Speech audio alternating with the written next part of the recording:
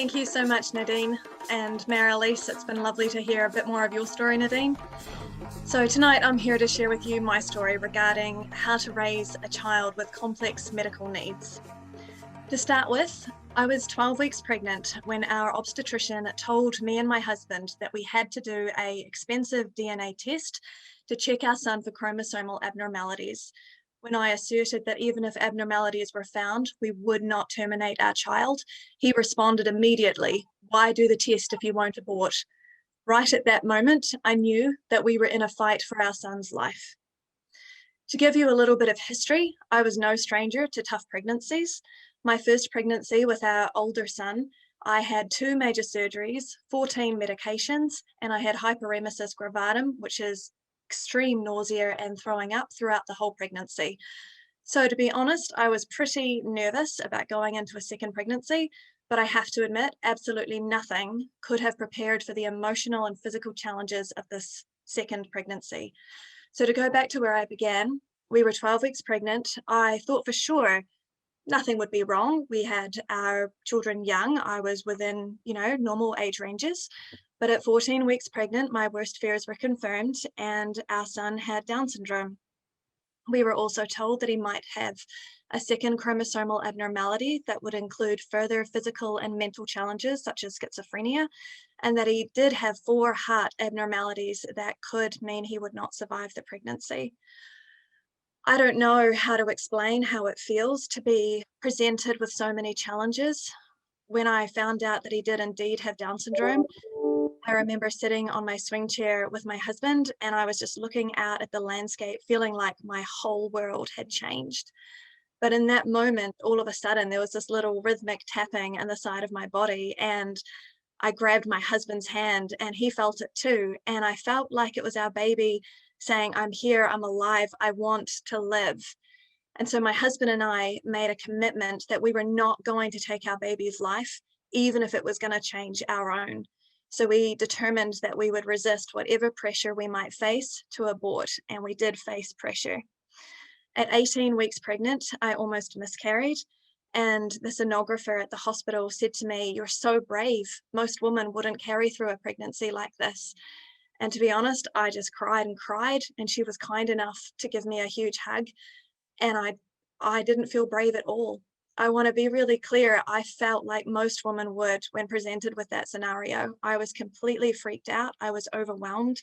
I did not feel equipped or prepared to raise a child with special needs. But I believed that our son had a right to his life. And so I was willing to walk the journey ahead of me, even though I was absolutely terrified around what that would involve. We were told repeatedly through the pregnancy that he may not survive. It was a constant theme. So when I went into premature labor, I was so anxious, thinking, why do I feel like I'm preparing more for his funeral than for his big welcome? Because I just had no guarantee that I would ever see him alive. And to even go through that emotional journey in a pregnancy, the strain was huge. So I have to say, when he was born, I was going to say healthy, but that's not quite the right word. When he was born at 36 and a half weeks, he was an incredible fighter. We found out he did not have that second chromosomal abnormality, which was such a relief. Down syndrome often aren't able to breastfeed well, nor are cardiac babies. But our son, Caden, whom we named Caden, meaning fighter, he was amazing at breastfeeding. He had a great routine, and all of the nurses in NICU and hospital were saying what an incredible star he was. And we felt so proud of him. So we felt hopeful. The birth had gone well. We thought we were going to be okay. And then the first 3 months, we were in and out of hospital. Some times were 5-week long stints. And just to put in the background, I still had my older son, who was 2.5 years old at the time. I can't explain the maternal anguish when you're trying to parent 2 different boys, literally living in different suburbs. One home with my mother, who kindly flew up from her city to help look after him, and the other one in hospital with me. The separation, the trauma, all of that had really long-lasting effects that we're still working on today with my older son. So my son, Caden, was in and out of hospital with pneumonia, parainfluenza, rhinitis, rhinovirus, so many different things. At 3 months old, he had his heart surgery, We were told that they were going to cut open his rib cage, stop his heart for hours while he went on bypass. He was going to receive so many transfusions of blood. Again, I can't really express what that's like as a mother, to be told that they're literally cutting your son open and stopping his heart. I don't have words to explain that. But he came through the surgery successfully, and we started to feel like we could take a deep breath and maybe now it would be okay. Or not. A month later, he was being held by my mother when he suddenly went unconscious and he stopped breathing. If my mother didn't happen to be a former nurse, I think we would have lost him at that point.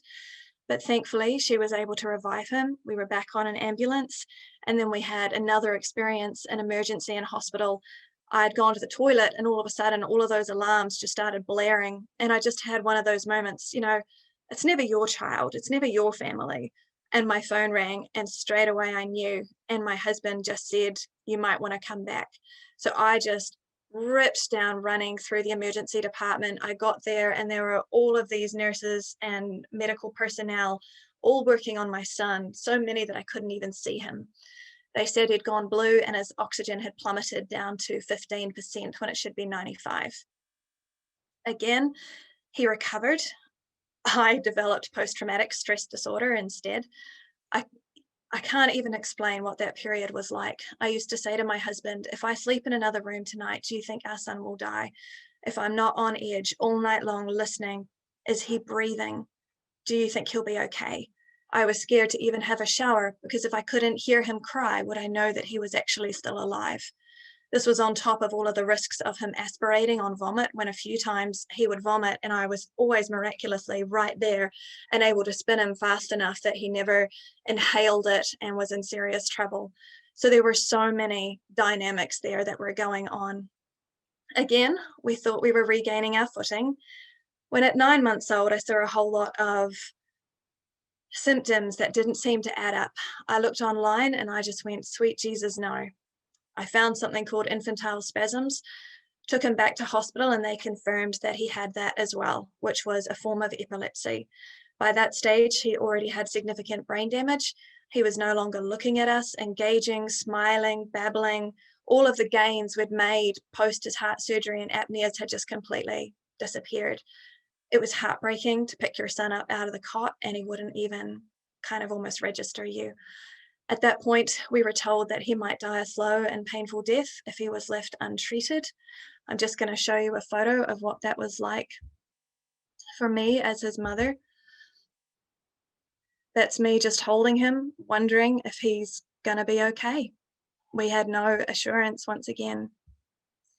We'd been given 3 different scenarios, and I didn't know which one would be ours. As they said, they can't predict what any brain will do in response to medication.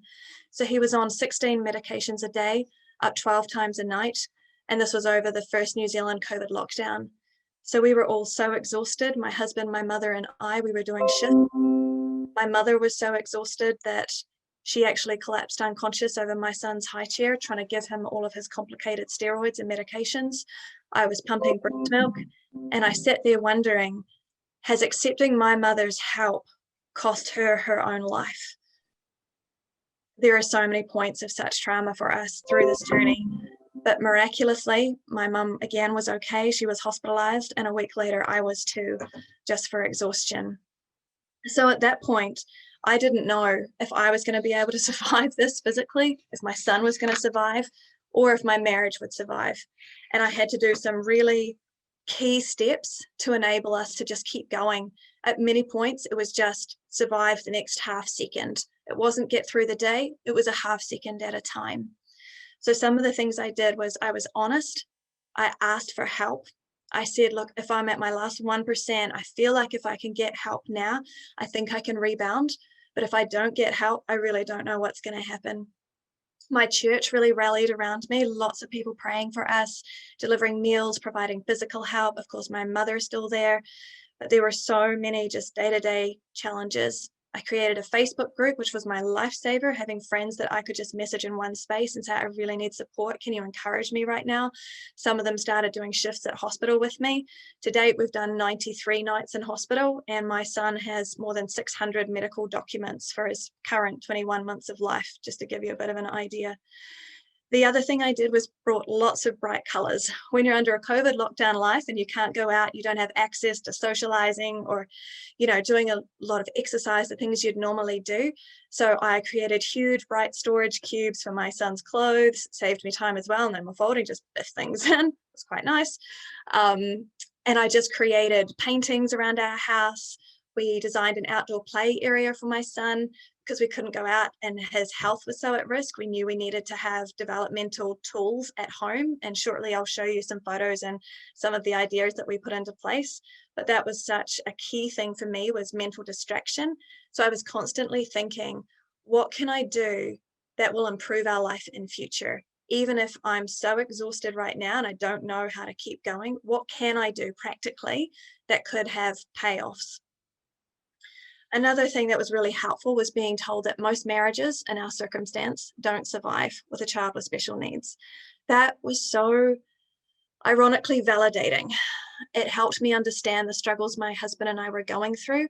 When you're under that level of stress and chaos, and you never know at the start of the day if you'll end up in hospital by the end of the day, it helped me realize that maybe a lot of the fights were actually coming because of our stress, not because we didn't like each other underneath it all.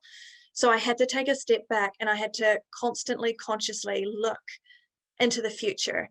If we didn't make it through as a married couple, what would life be like as a single woman raising 2 children? And I knew I couldn't do it alone.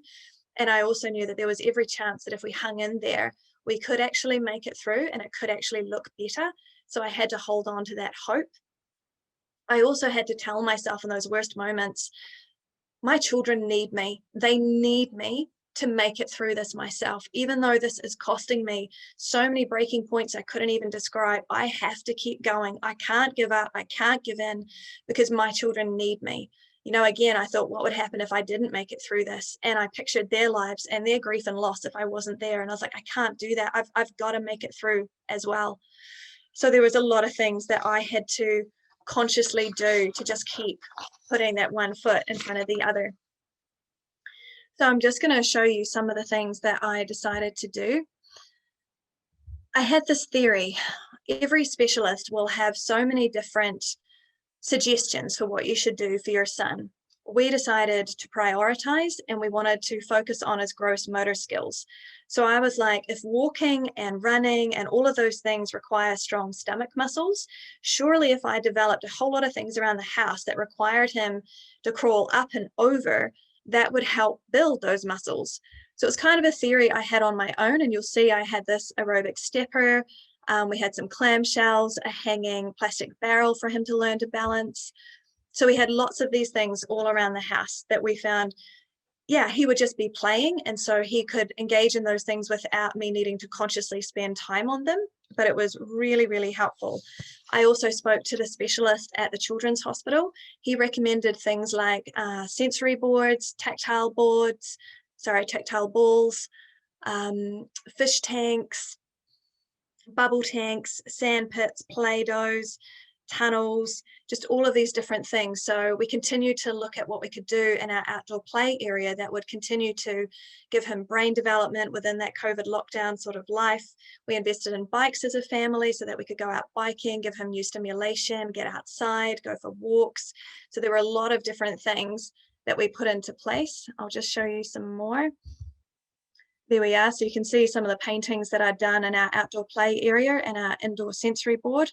Again, they were a great mental distraction for me. It helped me just keep going, having something to think creatively around, imagination. It would stop me being mired in kind of that space where you could easily fall into a depression and go, how can I keep going? But just constantly giving myself mental goals and challenges was really helpful. So fast forward to today, and Caden is now 21 months old. At 18 months old, he started walking, which is within normal developmental age ranges, not sorry, if you have children with special needs, often it's a lot more delayed than that. They might be 2 or 3 or even later before they hit some of these milestones. But he was 18 months old. He started saying mummy. He's loving running around with his brother. He's just loving that relationship. He's engaged with us. He's giggling. He's climbing everything. I won't tell you what happens in the bathroom when he tries to get into different things that he shouldn't. But yeah, he's got such a thirst for life and such a sense of adventure. And I can honestly say, despite all of the challenges we went through, I am so grateful that my husband and I were committed to our son from the start, to his right for his life, to fight through all of the challenges he had. He has proven to us that he is such a fighter, and he has done amazingly. And his neurodevelopmental therapist just said to us a week ago that all of those things we put in place around the house were so helpful for him and gave him such a good platform for him to just take off medically. They say now that he's absolutely thriving, and they want to know some of these things that we did so that they can pass them on to other parents with special needs. And that's my heart, to see other children thrive under similar circumstances, because I really believe that with an investment and with commitment and faithfulness, and even in those worst moments, continuing to go to the appointments, continuing to just put one foot in front of the other, we really can see some really amazing outcomes for children with special needs. And in terms of my son, there are still further challenges. He still has some hearing loss, so his language is delayed, other than saying mummy. Down syndrome often has delayed teething as well, so we were praying into that. And then he's now got 8 teeth, which is great. We have been praying into his hearing as well, and it went from basically permanent hearing loss to almost normal hearing in one of his ears, so that's fantastic. He still drinks a formula bottle at about the age range of a 3-month-old. He's still spoon-fed purees. He doesn't self-feed or self-drink at all. So it's still about 4 hours a day to feed him. So I do need to say that, just as a disclaimer, while my heart is so to help other parents in similar circumstances, I am actually still in this life with so many hospital appointments and developmental outcomes we're still working towards. So while I'd love to be able to share with people one-on-one or through Facebook, I'm just not yet in a position to be able to. And just one other key thing I'd love to share. One of the biggest challenges of raising a child with special needs is the siblings. Any siblings often get lost in the challenges and focus that just naturally goes along with having a child with special needs. One of the most important pieces of advice I was given was try and give 10 minutes to that other child of just focused mummy, and in this case my son's name is Luke, so mummy Luke time. And that has made such a difference to his sense of well-being and enabling him to thrive as well, because at the end of the day we are a family unit. It's not just the son with special needs, it's all 4 of us, and it's enabling all of us to thrive together in this new life that we didn't anticipate, wouldn't exactly have been what we would have chosen given the choice. But we are really grateful we've walked through it, and our son, both of them, are an absolute delight, and we are actually thrilled with where we are today. So thanks for the chance to share.